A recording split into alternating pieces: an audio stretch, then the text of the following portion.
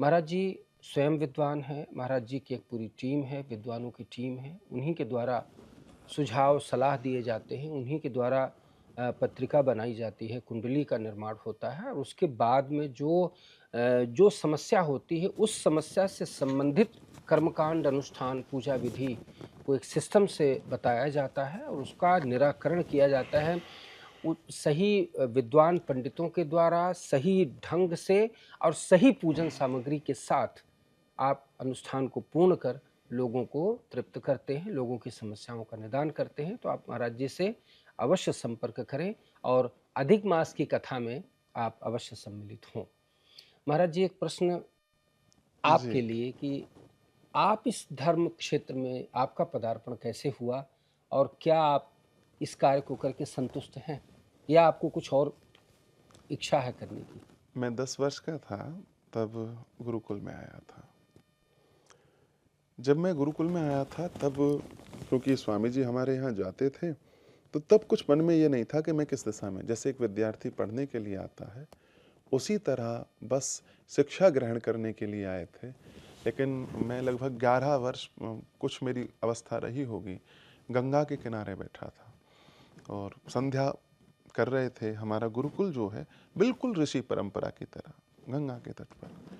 तो वहाँ संध्या करते समय मैंने सायंकाल में आद्य गुरु शंकराचार्य भगवान के स्वरूप का दर्शन किया।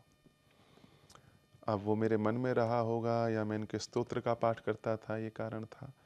और उसी पल उनके दैदीप्यमान उस स्वरूप को देखते हुए, जैसे आद्य गुरु शंकराचार्य भगवान ने भारत की पूरी परिणति को बदल दिया, एक ऐसी परंपरा को जो हमारे धर्म पर आघात कर रही थी, उन समस्त बौद्धों का उन्मूलन करके विदेश में पटक दिया, उनका जब मैंने दर्शन किया, मैं बहुत जानता नहीं था, उसी पल से लेकर आज तक, यानी पिछले लगभग 25 वर्षों में कोई परिवर्तन मेरे मन मस्तिष्क में नहीं हुआ।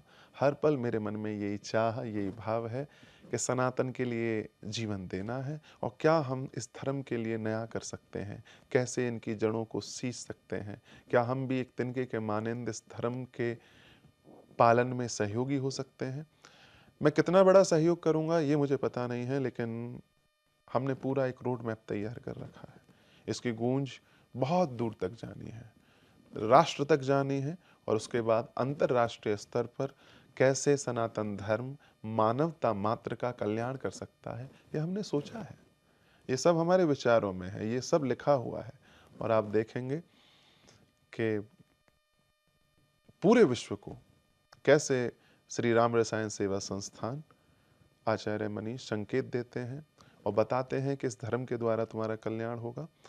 वो अपने आप में अद्वितीय यात्रा होगी। तो ये कभी ये प्रश्न ही नहीं आया कि इसके अतिरिक्त कुछ और करना है। लोग कहते थे शादी पार्टियों में जाते तो जींस पैंट, लेकिन हम जिस वेश में जाते तो लोगों के लिए आइडियल हो गया। कितने ऐसे लोग, उन्होंने शुरू में तो कहा ये कैसे वस्त्र रहे होंगे, लेकिन बाद में जब उन्होंने हमें देखा तो वो खुद धोती कुर्ता पहनने लगे वाह! विशेष अवसरों पर। तो ये मानते हैं कि संस्कृति ने हमें चुना है कल्याण करने के लिए।